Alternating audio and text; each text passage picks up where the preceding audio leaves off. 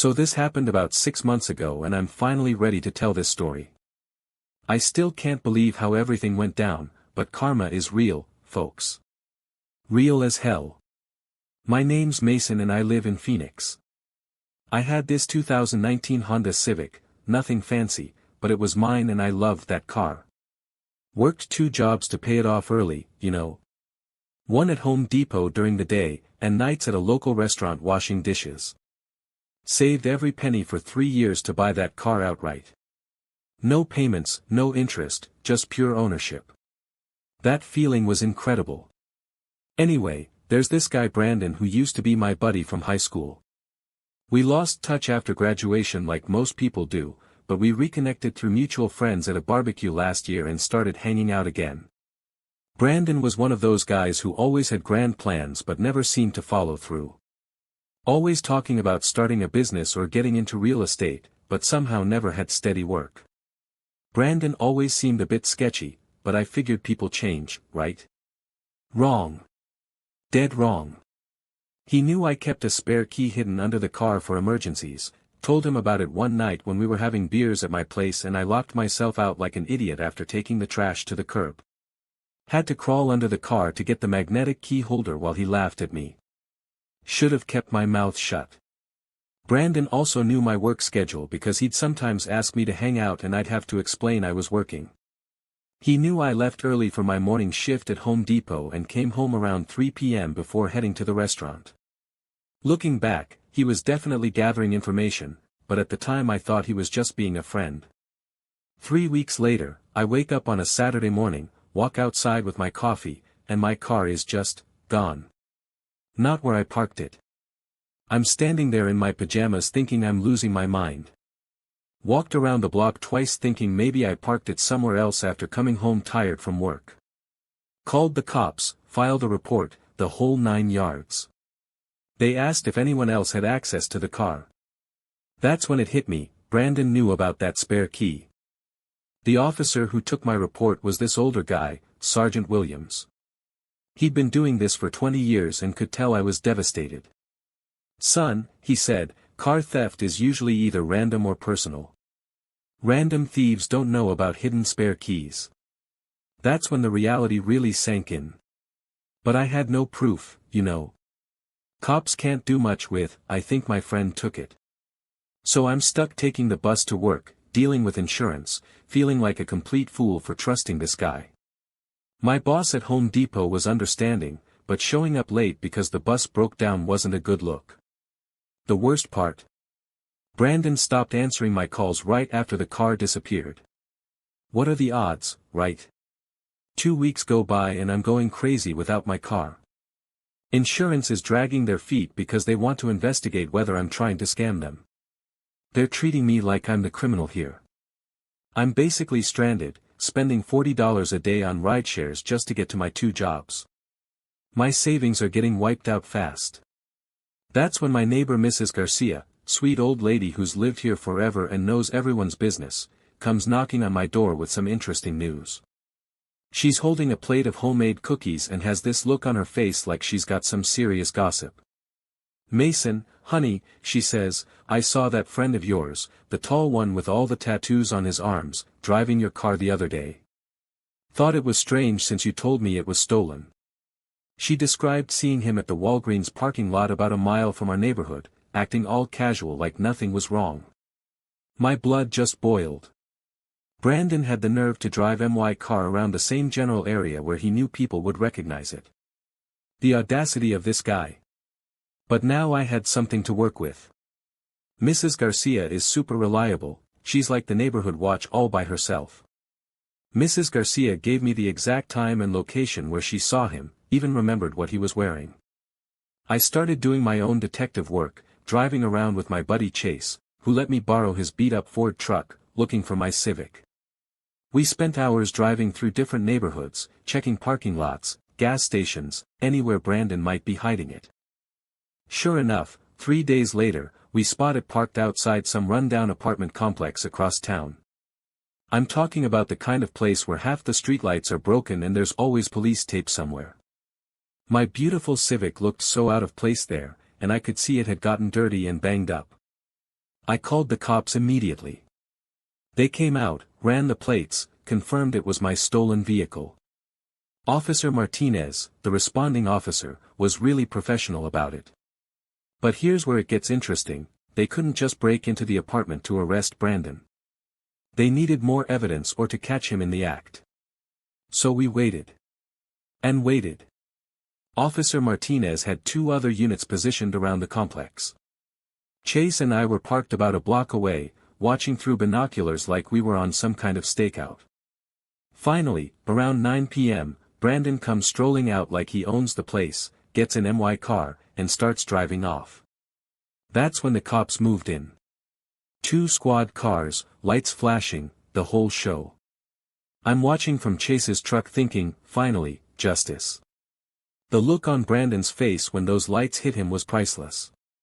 Pure panic mixed with that "oh crap" expression when you know you're completely busted. They pulled Brandon over about 3 blocks away. I followed at a distance because I wanted to see this idiot get what was coming to him. The cops had him step out of the car, hands behind his back, the works. He was trying to talk his way out of it, making all these gestures like he was explaining some innocent misunderstanding. I'm not gonna lie, it felt amazing watching him get arrested. But that's not even the best part.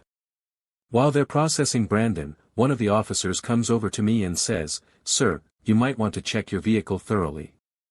We found some concerning items inside." Officer Martinez had this serious look that told me this was bigger than just car theft. Turns out Brandon had been using my car for all sorts of illegal stuff. They found drug paraphernalia, stolen credit cards, and get this, multiple fake IDs with different names but Brandon's picture on all of them. This guy wasn't just a car thief, he was running some kind of identity fraud operation out of MY vehicle. They also found burglary tools, which meant he was probably breaking into houses too. I submitted the report on a Tuesday night after Jessica had gone to bed. Hit send and immediately felt this mix of satisfaction and terror. There was no taking it back now. The investigation started quietly. I only knew because Jessica came home stressed one day, mentioning that HR was asking questions about expense reports and company events. She seemed worried but didn't know why I was asking so many questions about it. 2 weeks later, everything exploded. Brandon got called into a meeting with corporate. Turns out, my little tip triggered a full audit of his department. They found way more than I expected. Not just the charity thing, but a pattern of financial irregularities going back years. Jessica called me at work, crying. Brandon had been suspended pending investigation. The promotion was obviously off the table. But here's where it gets crazy, because Brandon was her direct supervisor, Jessica got pulled into the investigation too. See, Brandon had been signing off on Jessica's expense reports, some of which were apparently questionable. Business lunches that looked personal, conference expenses that didn't match up with actual conferences. Jessica swore she didn't know anything was wrong, that Brandon told her everything was approved. I felt this sick satisfaction watching her panic. Finally, she was feeling some of what I felt. But then the guilt hit me. This wasn't just about Brandon anymore, I was watching my wife's career implode. The investigation kept expanding. Corporate brought in external auditors, forensic accountants, the works. What started as a simple ethics violation was turning into potential embezzlement charges. The local news picked up the story because of the charity connection. Jessica wasn't sleeping, barely eating. She'd sit at the kitchen table with legal documents, trying to prove her innocence. Part of me wanted to comfort her, but another part thought she deserved this stress after what she put me through. The investigation kept expanding like a cancer. What started with Brandon's department spread to other divisions. Turns out his schemes were more sophisticated than anyone realized. He'd been creating fake vendors, submitting inflated invoices, even skimming money from client payments. The guy was basically running a one-man crime syndicate inside a legitimate business. Jessica hired a lawyer with money we didn't really have. Our savings account was draining fast, and now she wasn't bringing in any income. I watched her stress levels skyrocket as she tried to prove she had no knowledge of Brandon's crimes. The irony wasn't lost on me. I was the one who'd started this avalanche, and now I had to watch it bury my own wife. The worst part was how scared she looked. This confident, successful woman I'd married was reduced to jumping every time the phone rang, convinced the police were coming for her next. Then came the phone call that changed everything. Jessica answered, and I heard her gasp. Brandon had been arrested. Not just fired, actually arrested on embezzlement charges. Turns out he'd been stealing from multiple company accounts for years, covering it up with fake invoices and inflated expense reports. Jessica was cleared of criminal wrongdoing, but the company decided to let her go anyway. Restructuring, they called it, but we both knew the truth. She was collateral damage from my revenge. That night, she broke down completely. Told me everything. Yes, she'd developed feelings for Brandon. Yes, they'd gotten close emotionally. But she swore nothing physical ever happened, and now she felt like an idiot for risking our marriage over someone who turned out to be a criminal. I sat there listening to her sob, feeling this weird mix of vindication and horror. I'd wanted them to suffer, but this was way beyond what I'd planned. Brandon was facing serious jail time. Jessica's reputation in her industry was destroyed. And somehow, I felt responsible for all of it. The crazy part? Jessica started leaning on me for support. With Brandon gone and her job lost, I was all she had left. We started talking more honestly than we had in years. About our marriage, about what went wrong, about whether we could fix it. I wanted to tell her what I'd done, but how do you admit you're responsible for destroying someone's life? Even someone who betrayed you. Brandon's case made the local business journal. Marketing executive charged with embezzling $200,000. His mugshot was right there on page 1. I felt sick looking at it. The article went into detail about his schemes, how he'd been stealing for years, how the investigation started with an anonymous tip. Reading it felt surreal, seeing the consequences of my actions laid out in black and white newsprint. They quoted the prosecutor saying it was one of the most elaborate embezzlement cases they'd seen in years. Jessica read the article too, shaking her head in disbelief. I can't believe I worked for this man for 3 years and never suspected anything, she said. I feel so stupid. How did I not see the signs? I almost choked on my coffee. If only she knew that her husband was the one who'd connected all those dots, who'd brought down the man she'd been emotionally involved with. The guilt was becoming unbearable, but I couldn't figure out how to confess without destroying what little trust we'd managed to rebuild. 6 months later, Brandon pled guilty. Got 3 years in prison and had to pay full restitution. His wife divorced him, took the kids and moved across the country. Guy went from successful executive to convicted felon because I couldn't handle seeing my wife laugh with another man. Jessica struggled to find work. Her name was connected to the scandal, and the marketing world is smaller than you'd think. She eventually took a job at a much smaller firm for half her previous salary. We had to sell the house, move into a smaller apartment. But here's the weird part, our marriage actually got stronger.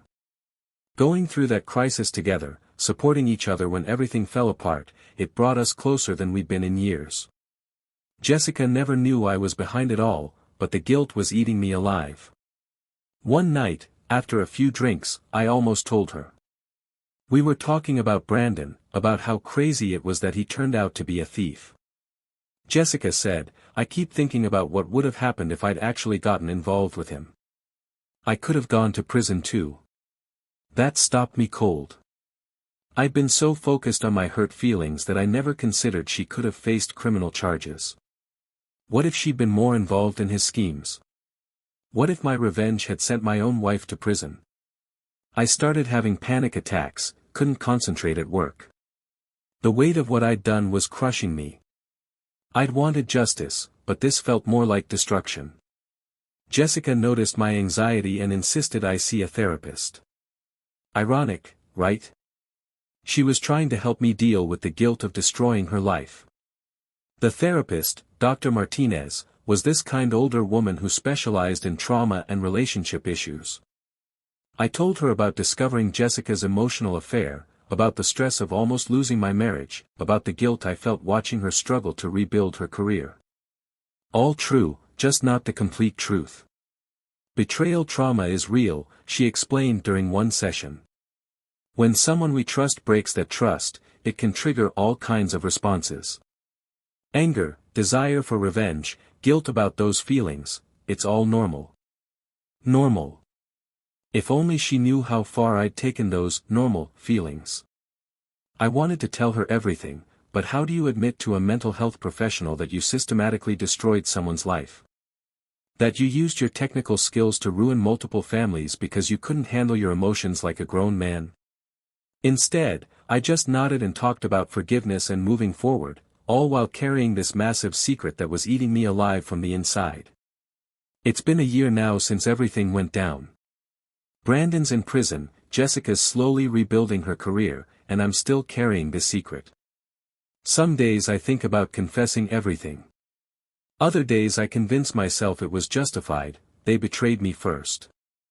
The therapist says guilt is a normal response to trauma, that discovering infidelity can trigger all kinds of emotional reactions. If only she knew the real source of my guilt. Jessica and I are doing better than we have in years. We go to couples counseling, we communicate more openly, we actually spend time together instead of just existing in the same house. It's like the crisis forced us to remember why we fell in love in the first place. But there's this shadow over everything. Every time Jessica mentions how unfair it was that she lost her job, every time she talks about Brandon's poor family, I feel this crushing weight. I single-handedly destroyed multiple lives because I couldn't handle my emotions like an adult. Sometimes I wonder what would have happened if I'd just confronted them directly, or filed for divorce, or gone to marriage counseling first. Would Jessica have chosen me? Would we have worked things out without all this destruction? I'll never know, because I chose revenge instead. And now I have to live with the consequences of that choice forever. The worst part? I got what I wanted. Brandon's life is ruined, Jessica learned her lesson about emotional affairs, and our marriage is stronger than ever. But the cost was so much higher than I ever imagined. If you're reading this and thinking about revenge, don't. Just don't. There are always unintended consequences, and you might not be able to live with yourself afterward. Some victories aren't worth winning. I got my revenge, sure. Brandon's in prison, his family destroyed, his career obliterated. Jessica learned the hard way about the dangers of emotional infidelity. Our marriage survived and even thrived. But I wake up every morning knowing I'm responsible for sending a man to prison, for destroying his children's lives, for traumatizing my own wife in ways she'll never fully understand. The anonymous tip line is still active at Jessica's old company. Sometimes I wonder if they ever figured out who made that call, if there's some investigation file sitting in HR with my digital fingerprints all over it. But it's been a year, and nobody's come knocking. Maybe I'll tell Jessica someday. Maybe I'll take this secret to my grave. All I know is that revenge isn't the justice I thought it would be. It's just another kind of prison, and I'm serving a life sentence.